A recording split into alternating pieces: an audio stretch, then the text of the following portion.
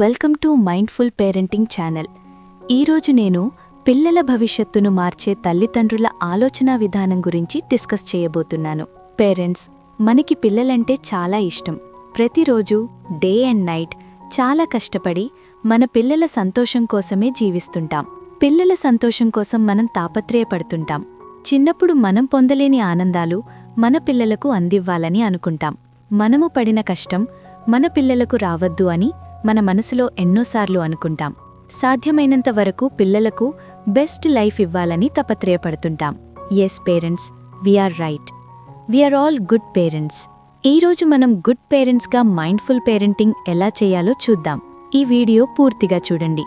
Parents, as a good parents మనం పిల్లల దగ్గర ఏమీ లేదు అని ఆలోచించకుండా మన పిల్లల దగ్గర ఉన్న శక్తిని గుర్తించాలి. లోపాల్ని కాదు, అవకాశాల్ని చూపించే తల్లిదండ్రిగా మారాలి. పిల్లలు ఇంకా ఏమి చేయలేకపోతున్నారూ కాదు, ఇప్పటికే ఏమి చేయగలుగుతున్నారో చూడాలి.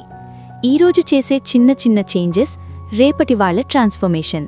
ప్రపంచం పిల్లల గురించి ఏమంటుందో కాదు, మనం మన పిల్లల్ని ఎలా చూస్తున్నామో ముఖ్యం. ఎందుకంటే తల్లిదండ్రుల మాటలే పిల్లలకు ఆత్మవిశ్వాసంగా మారతాయి. ఎన్ని తప్పులు చేశారు అని లెక్కించకుండా ఎంత నేర్చుకున్నారో గమనించాలి. శిక్షతో కాదు, సహనంతో నేర్పాలి.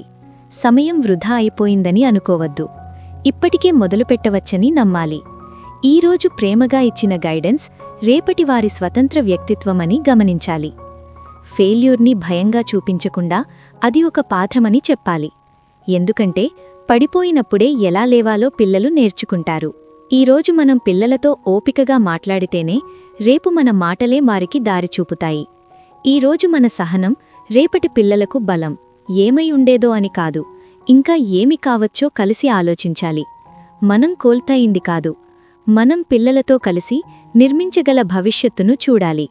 కాబట్టి పేరెంట్స్, మన ఆలోచనలు మారితే మన పిల్లల జీవితం మారుతుంది. మన పిల్లల జీవితం మారితే ప్రపంచమే మారుతుంది. ఇదే మైండ్ఫుల్ పేరెంటింగ్. ఇలాంటి మరిన్ని child psychology, parenting, NLP motivation మరియు సెల్ఫ్ డెవలప్మెంట్ వీడియోస్ కోసం మైండ్ఫుల్ పేరెంటింగ్ ఛానల్ను సబ్స్క్రైబ్ చేయండి. Thanks for watching.